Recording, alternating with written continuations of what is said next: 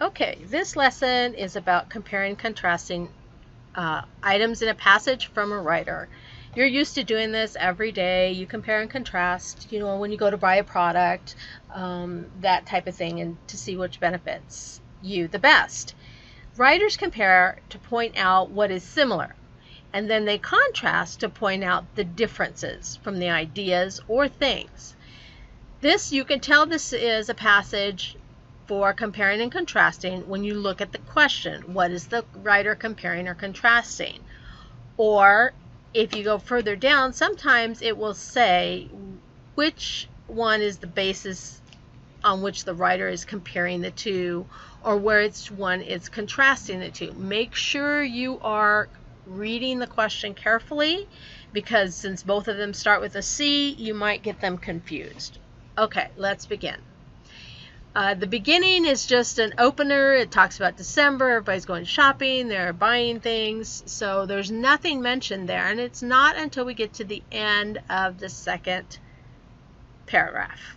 And it says, just two of the holidays to keep everyone so busy this time of year are Christmas and Hanukkah. All right, that tells me he's getting ready to compare and contrast. These holidays, of course, are great times of celebration. People plan parties and families. Okay, so he's included by this statement, these holidays. He's included both of them. He's giving similarities. People plan parties. Let's do that. And they are similar, so let's choose red. Plan parties and family get-togethers. Red. Both involve gift giving. Now the author here states it right out. Gift giving. Red. Both coincide with the winter solstice. Red. And the rest of it you don't really need. Now, if you're not comfortable with highlighting for the GED test, I suggest you just maybe shorten these down and write them on the dry erase board with the dry erase marker that they do give you for the test. You can always just erase and make adjustments that way. Okay, now we're coming to the author's going to focus on Christmas. Christmas is a time, a celebration of the birth of Jesus. So we're going to put birth of Jesus, and let's do green. And it's on December 25th. And then he gives us a little bit more information that doesn't really matter. We can ignore that. Now he comes to Hanukkah. It's a Jewish festival of lights. So let's put that in a different color. Flask of oil. Well, Christmas didn't mention anything about a flask of oil. Then it burned for 8 days. There is another differently. Christmas is celebrated one day. Hanukkah is celebrated over 8 days. Okay, so I think I have some comparing and contrasting. Now I can go to the questions. What is the writer comparing and contrasting?